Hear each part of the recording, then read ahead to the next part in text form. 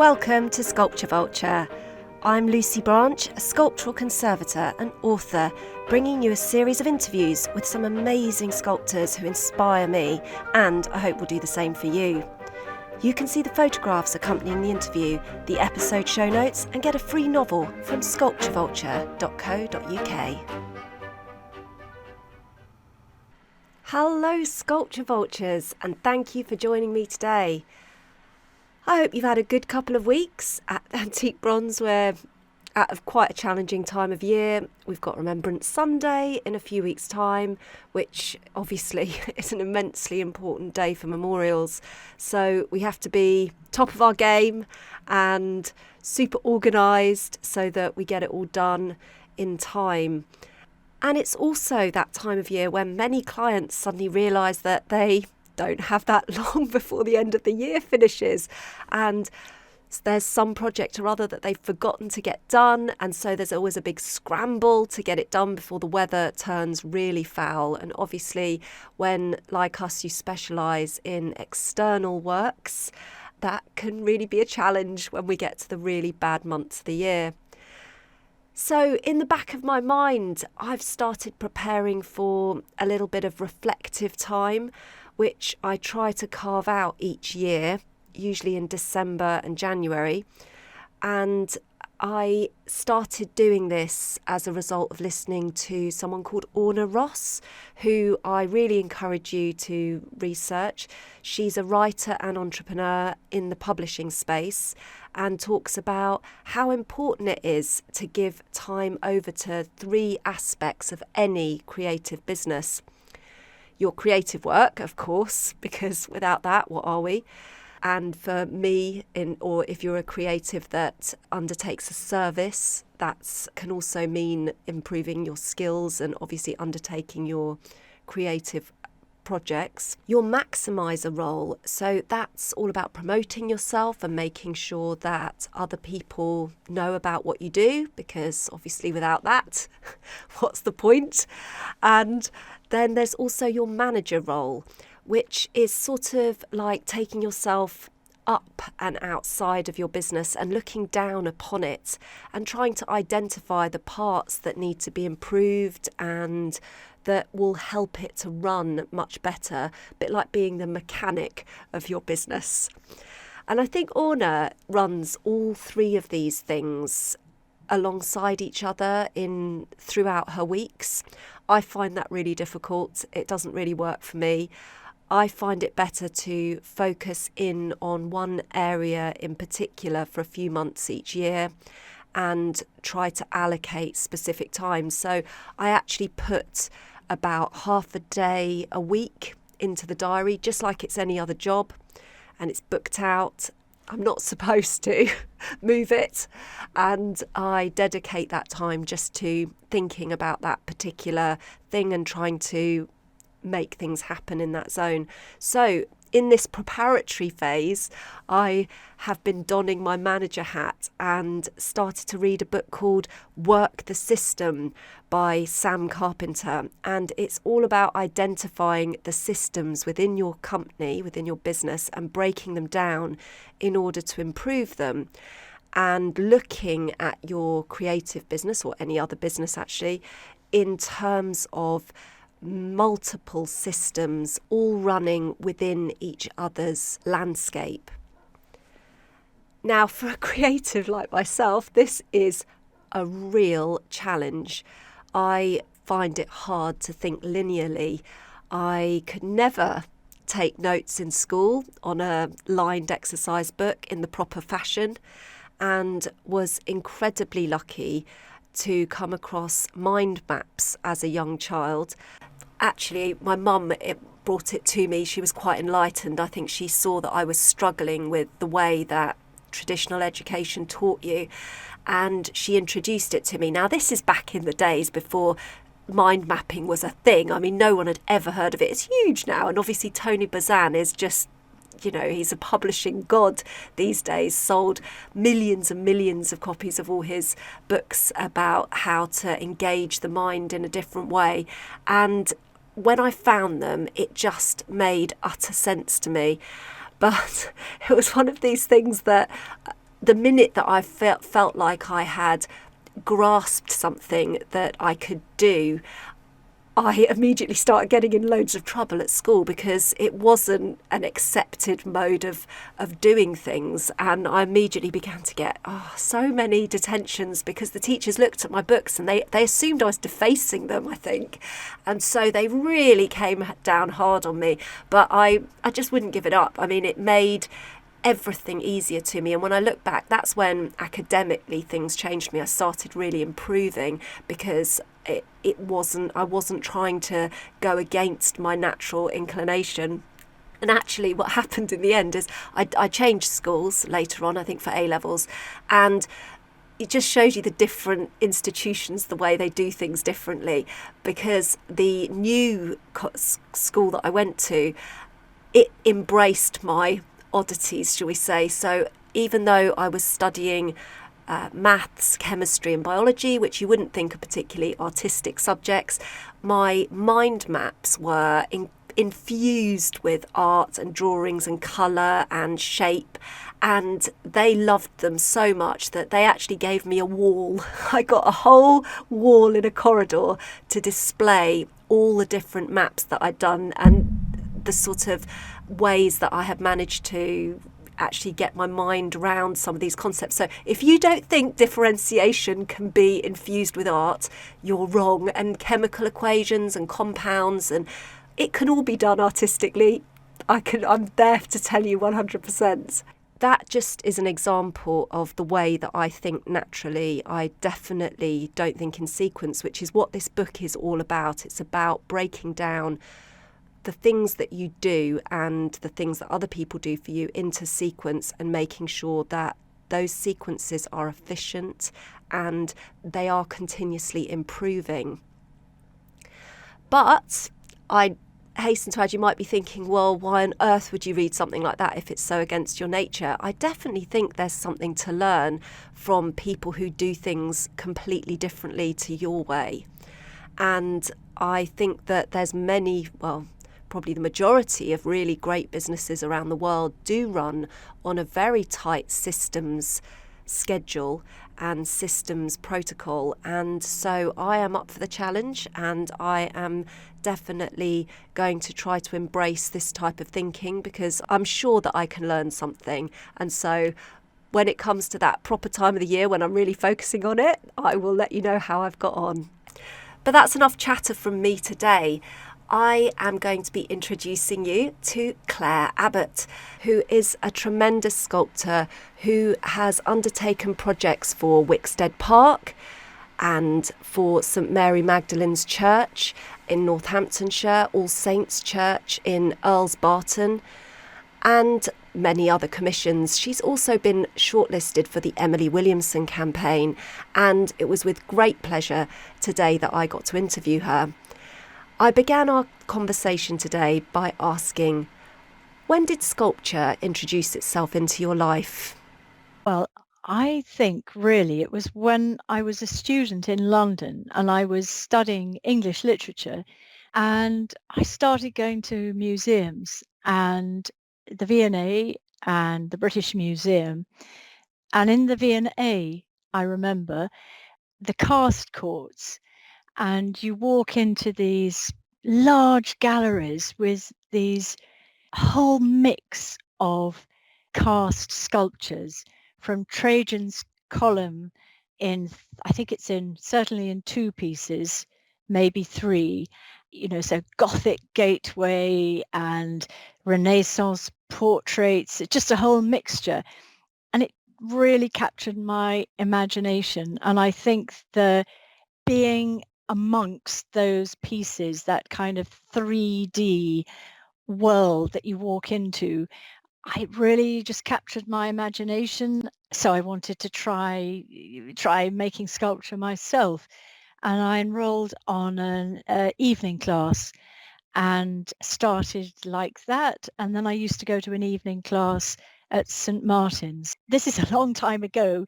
It was in my 20s, and I'm now in my 60s. So it was a long time ago. Anyway, that got me started. Then gradually I was working, and then eventually I had two children. But alongside all that, I was trying to sculpt and develop my art. And eventually, when my two children got to school, I did a foundation course at the local art college. And then I continued sculpting at home and started to get a few commissions. When my children left school, I went back to college and I did an art degree. So not specifically sculpture, but a general art degree. But I concentrated on sculpture. That was always my focus with, whatever projects we were doing. And I did an MA following that. And occasionally, I was getting commissions. And so since then, I've kind of built on that, and I do some teaching and a variety of work. Was there someone at home that was very creative, or had there been seeds earlier on? I don't know, Lucy. I think it was, I was always interested in art. I remember doing then it was O-level art, but I think, it must have been there. And actually, I do remember a little earlier, one of my sisters she was younger, she was doing A-level art, and she brought a piece of clay home from school, and she didn't use it. So I used it, and I just love the feel of that, of working with that. And I think that also influenced me, to go on and pursue it. We're so lucky, and if you study in London, I just think having so many places where you can do courses, and I did tons at St Martin's because they had just so many that I wanted to do, different skills that I wanted to sort of bolt on to my practical skills, and Morley College, and there's so many great ones. I felt very privileged to have that access to the evenings and be able to use it. Yeah, absolutely agree. And, that's why it's so important that adult education classes are available, because it really can open doors for people, I think. Yeah. And I then moved to Northampton. Yes, so that's where I'm based, not too far from Northampton. And what about your first commission? How did you get that? I think I enjoy portrait sculpture, and portraits were among my first commissions. So that was, I guess, word of mouth, and I really enjoyed that, because I still enjoy portrait sculpture. You really are engaging with your sitter, with that person, and I suppose, you're responding to this presence. You're aiming, probably you are aiming to create a good likeness, and I certainly try to do that, and as best you can to create a representation of this person you're engaging with. I did my father's portrait. He's still alive. He's well into his 80s now. I think it was about 3 years ago. He was staying with us, and I asked if I could start his portrait. And I think he was a bit skeptical about the whole thing. And anyway, he slightly grudgingly agreed to sit for me. So anyway, the morning kind of progressed, and I could just see he was just interested in it, in this process. So we continued. He had to come and visit us again for me to finish it, to have enough time. But I think he really enjoyed it, and I'm so glad I did it, because this is a person, of course, I've known all my life. I know him well, but it was a different experience with him as a subject for the portrait. It was a very interesting and an experience I'm really glad to have had. Do quite a lot of commissions. Is that a preferred mode of working? No, I'm sure compared to some people, I haven't had, a large number of commissions, but it's exciting because, suddenly you've got this piece of work that maybe otherwise you wouldn't have thought of doing. I've done a couple of pieces for gardens, and one was an interesting one because it was the garden of an oast house. So I used the conical form of the oast roundel. I echoed that in the plinth. Yes, so other commissions, I've done a couple for churches and figures of two children, life-size figures, which stand in the lake at Wicksteed Park. So that was an interesting one. Because I sort of saw that you'd done quite a lot for churches. I wondered if that was a particular interest of yours or not. I can't say it's a particular interest, but they're commissions that came along, and I'm really glad to have done them. And one was to replace a small figure of Mary and the child Jesus in her arms. And unfortunately, the previous piece that was there was stolen. And so the church, it's Earl's Barton Church, which has an Anglo-Saxon tower. So it's an interesting building.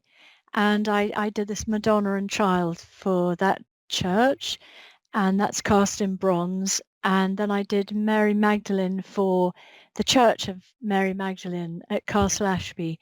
I found a bronze in the floor of the church, a brass, I mean, and Mary Magdalene is depicted kind of holding the vial of oil, and so I echoed that in the figure.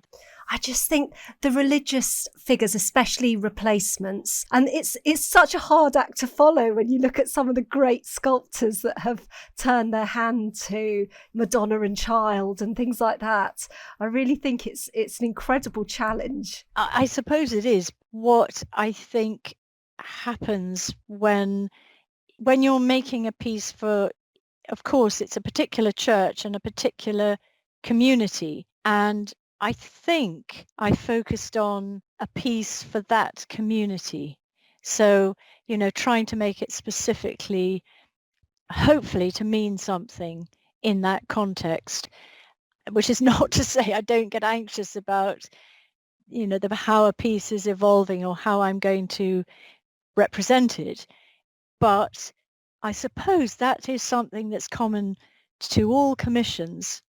It's either for an individual or it's for a church community, or in the case of Emily Williamson, it's the RSPB, and very specifically for Fletcher Moss Park in Manchester, which I know has many people who love the park, and whoever is commissioned is going to create a piece for a lot of people for whom it's going to mean a great deal, I think. Tell us a little bit about your entry. Okay, well, I mean, what an inspiring woman Emily Williamson was.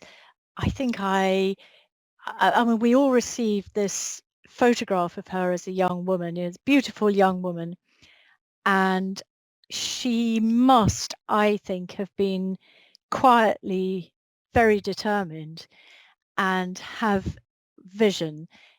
And not only did she found the RSPB, but she also did a lot of work for women's education and the education of nurses and midwives. So, she was actively engaged in ways that were really making a difference to people's lives. And along with Etta Lemon and Eliza Phillips, the foundation of the RSPB, I mean, it's what an amazing success it's been, because they now have over 1 million members worldwide. And this trade in feathers and millions of bird carcasses every year was effectively stopped. So, very significant results from, I suppose, as these actions often do start, in a quiet way, a modest way, but then end up having a real impact. So she, a really interesting character. She was one sister with, I think, 5 brothers, So I don't know if you know the story of how Tessa Bowes, the historian who really uncovered this and got the whole thing, it got the whole sort of story rolling.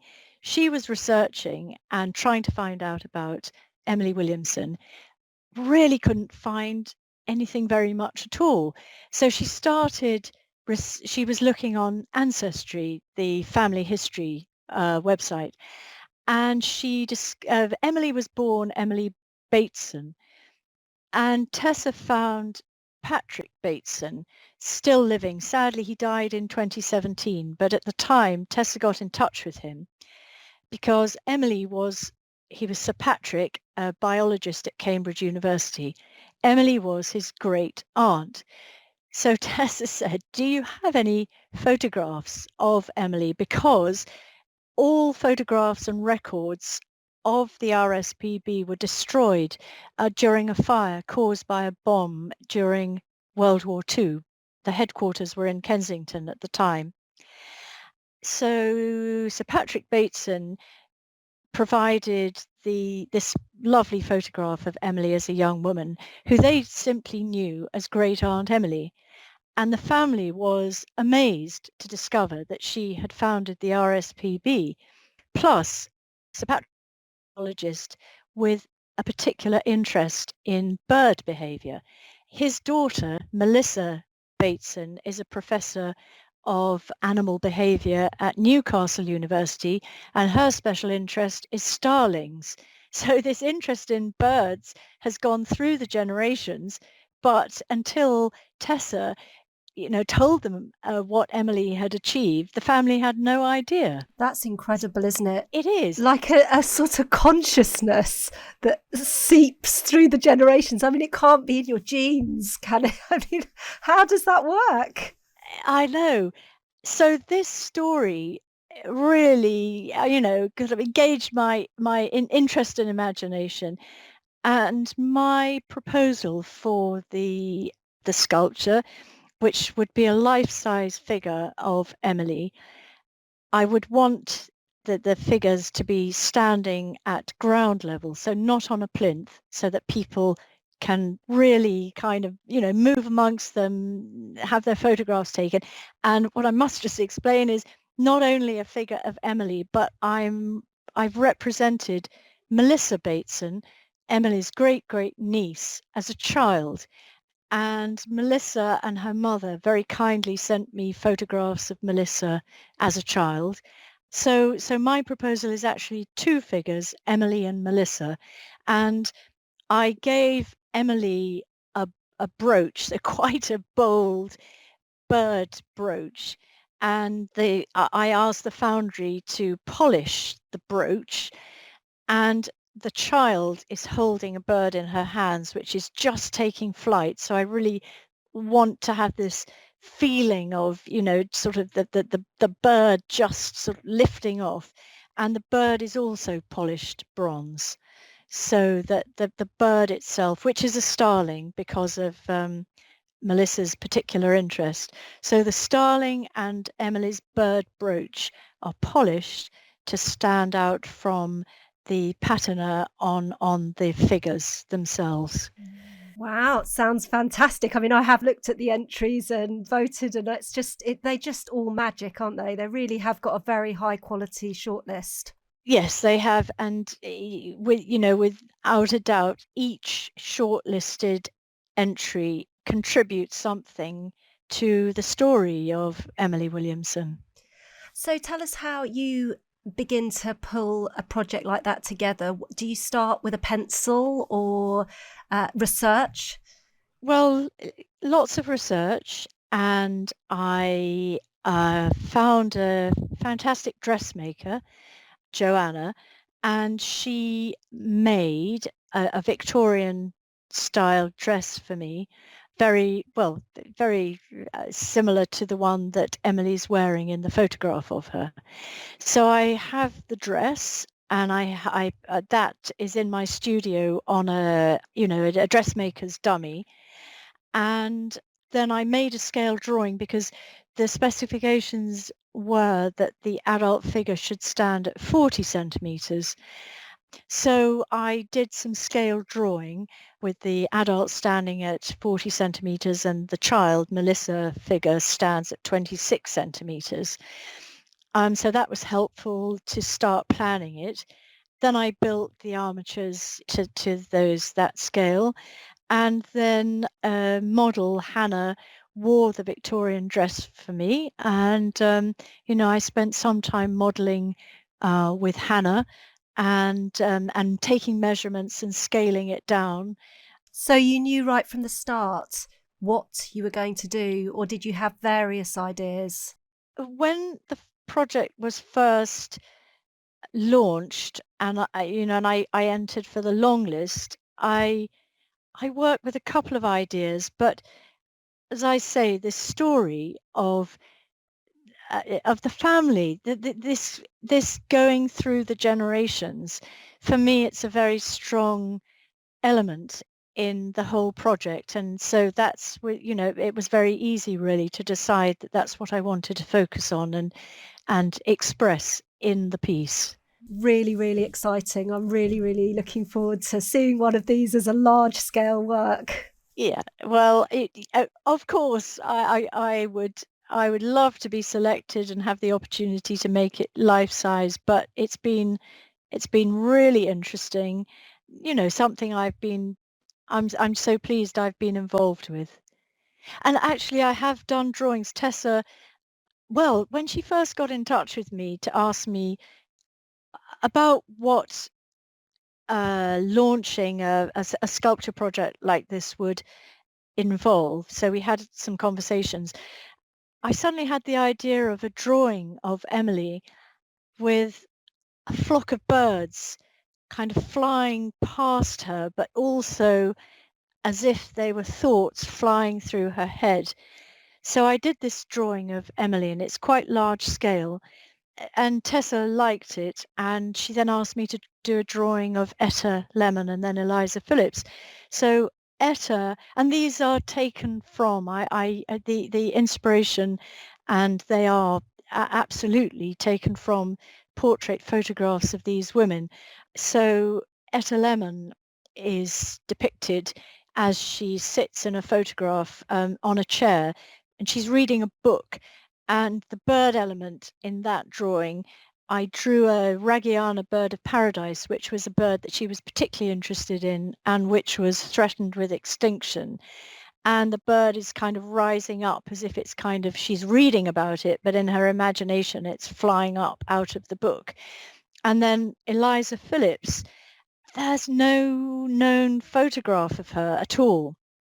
So Tessa and I discussed what to do about this. And I looked on, actually, my husband helped. We were looking online for anonymous photographs of Victorian women. And my husband just came across this album, which was for sale on eBay.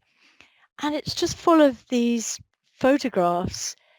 I don't know whether they're lots of different family members or what, but not a single one of them has a name. And in this album, there was a photograph of a very strong looking woman, absolutely about the right age for Eliza Phillips at the time.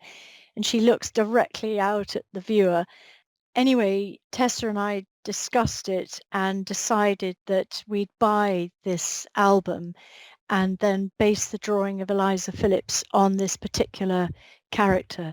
So that's what I did. And her particular bird of interest was this little egret, because the feathers of the egret were used a lot in millinery and fashion, and they were also threatened with extinction. So with the Eliza Phillips drawing, two egrets are kind of flying in front of her. So that's another project related to the wider one that I really enjoyed. So, is it a hard career being a professional sculptress? Is it? Has it been a hard road for you? Well, it depends how you define hard. I think you've got to be very persistent, follow your interests, not give up. I find to be absolutely honest, it's very difficult to earn a good income. It's very, very difficult indeed. Everybody will have their ways of coping with that. But like many creatives, maybe, you have to supplement it with other things. Yes, as I say, I do some teaching, and of course, that's enriching. Yeah, and of course, you want to do it. You really, really want to do it. So you you do your best to make that possible. And is there a way that you market yourself? How do you find work? Well, I have a website, and which I can give you the details, and that links to an Instagram account, and I'm on Facebook. And I suppose otherwise, it's word of mouth, and then occasionally either organizing an exhibition or showing some pieces in an exhibition. And although, I'm not embarrassed to say I'm 64, I don't want to stop ever what I'm doing. And I feel I've got to this point, and I really want to build on what I've learned so far, and hopefully it's going to, keep me going till the end of my life. And I feel there's just so much to learn, so much to try.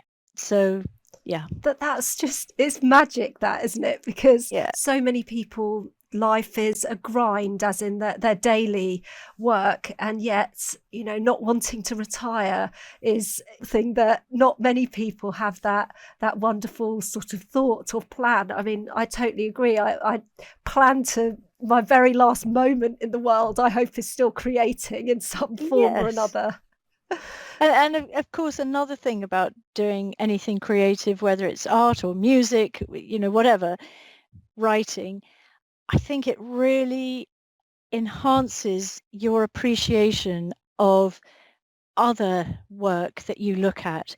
So, through making sculpture, when you look at other sculptors' work, you're looking with a very particular interest. I just think it's enriching in that way. It does inform your looking. But you must have days where you think, oh, I'm gonna pack it all in. Well, there are things that don't go as well as you hope, and you've just got to try again. Yes, and like any working life, there are some disappointments and frustrations, but overall, I think that, there's a strong motivation to continue. I often find that sometimes I have days where I've, written something and I come back to it and I think, what idiot wrote this? Yes. And so I have to sweep it all away and write it all again. But, at the time when I was writing it, I thought it was really quite good. Yes. So Yeah. fresh eyes, I always think, is a wonderful tool.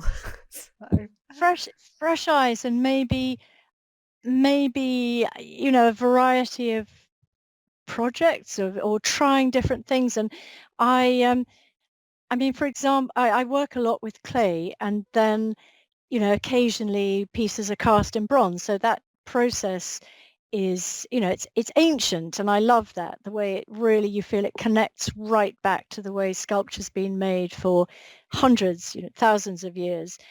And then I've made pieces like this figure, and I can send you some pictures. So these are ash figures. As you can see, they're quite small, and I made them with ash and glue, and I showed them in an exhibition. And also I did a portrait head, and then I made a mold, and then I cast it in fiberglass and ash, and it just gives the piece such a different character. And then I showed these little ash figures in an exhibition, and they were mounted on a piece of quite rough wood. And somebody wrote this amazing poem in response to these figures called Ash on the Wind. And I was just so, delighted that she's called Judith. Judith Line, and it's a really strong poem, and that was Inspired by you. well, a sort of conversation between work. Claire, tell people where they can find out a little bit more about you and your work. Okay, so my website address is Clare Abbatt, and it's often spelt wrongly, so it is CLAREABBATT.com. Very good. And I have an Instagram page, so there's a link to that through my website, or it's at Clare Abbatt. Very good. And thank you so much for joining us today, Claire. It's been a real pleasure. Thanks very much, Lucy. Thanks for talking to me. You can tell that Clare Abbatt is really taken with the Emily Williamson story. And when you hear that Emily's great niece, Melissa Bateson, knew nothing about her great aunt, but is a university professor specialising in starlings of all things, it does make your jaw drop. You can't help thinking, what? How can such a niche interest as birds be passed on down a genetic line? I'm quite sure that scientists are going to say to me, well, it certainly can't be. But it's such an odd story, and it makes you think how very strange the world is, at the least. Claire said Emily Williamson had great impact in a quiet and modest way, and I can't help thinking that those adjectives well describe Claire's own impact on the world of sculpture too. She's not someone that discovered sculpture in a road to Damascus moment. It came upon her slowly, starting with the visits to the galleries in the V&A, and grew quietly within her. And I think creativity is something that grows. It's something you gain a taste for and then find yourself unable to do without. It's certainly been that way for me. I thought particularly wise was her answer when I asked her, how do you follow the greats who have gone before in religious sculpture? And she said, you make it for the community. What a great insight that is, and a perfect way to stop comparisonitis, which can be completely crippling for creativity. And finally, to note her comment that it's very difficult to earn a good income in sculpture, and isn't that often the way in creative fields? It's a hard thing to put an hourly rate on when it's something you love doing. Your work is so personal, and it's never a direct line from A to B. It takes twists and turns that you could never have predicted. And how on earth do you hang a pound sign on that? Something that you pour your heart and soul into. I'm sure you'll all join me by wishing Clare Abbatt all the best with the Emily Williamson campaign. Please support the podcast in one of 3 different ways. You can pick up one of my novels about the dark side of the art world. Or, if you prefer a dash of murder in your fiction, there's this year's novel, Restoration Murder, which is out now. Or you can rate the podcast, let the algorithms do their job and spread the word to more people.